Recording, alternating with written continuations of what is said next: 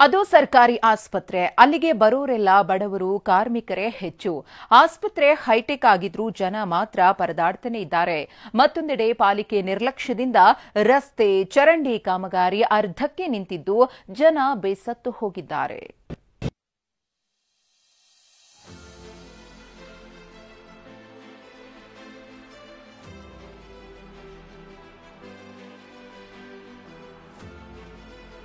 ಗಂಟೆಗಟ್ಟಲೆ ಸರತಿ ಸಾಲಲ್ಲಿ ನಿಂತಿದ್ದಾರೆ. ಕಾದು ಕಾದು ಸುಸ್ತಾಗಿದ್ದಾರೆ. ಹೊತ್ತು ಉರುಳಿದ್ರೂ ವೈದ್ಯರು ಬಂದಿಲ್ಲ.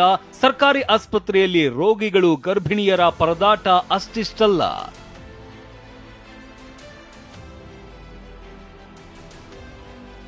ಸೌಲಭ್ಯಗಳಿದ್ರೂ ವೈದ್ಯರಿಲ್ಲದೆ ರೋಗಿಗಳ ನರಳಾಟ. ಸಮಯಕ್ಕೆ ಬಾರದ ವೈದ್ಯರು, ಕಾದು ಕಾದು ಸುಸ್ತು. ಬೆಂಗಳೂರು ಹೊರವಲಯ ಆನೇಕಲ್ ಸರ್ಕಾರಿ ಆಸ್ಪತ್ರೆಯ ದುಸ್ಥಿತಿ ಇದು. 100 ಹಾಸಿಗೆಯ ಆಸ್ಪತ್ರೆ ಇದಾಗಿದ್ದು ನಿತ್ಯ ನೂರಾರು ರೋಗಿಗಳು ಬರ್ತಾರೆ.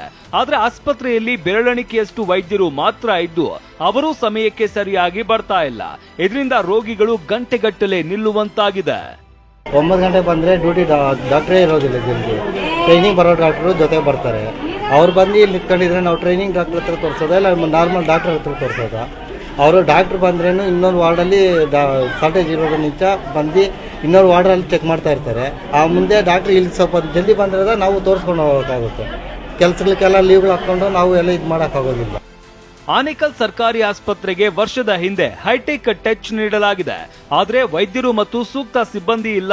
ಇದರಿಂದಾಗಿ ಗರ್ಭಿಣಿಯರು ಸ್ಕ್ಯಾನಿಂಗ್, ರಕ್ತ ಪರೀಕ್ಷೆ ಸೇರಿದಂತೆ ಇತರೆ ಚಿಕಿತ್ಸಾ ಸೌಲಭ್ಯಕ್ಕೆ ದಿನವಿಡೀ ಕಾಯಬೇಕಾಗಿದೆ. ಸಂಬಂಧಪಟ್ಟವರು ಇತ್ತ ಗಮನ ಹರಿಸಿ ಸಮಸ್ಯೆಗೆ ಮುಕ್ತಿ ನೀಡಬೇಕಿದೆ.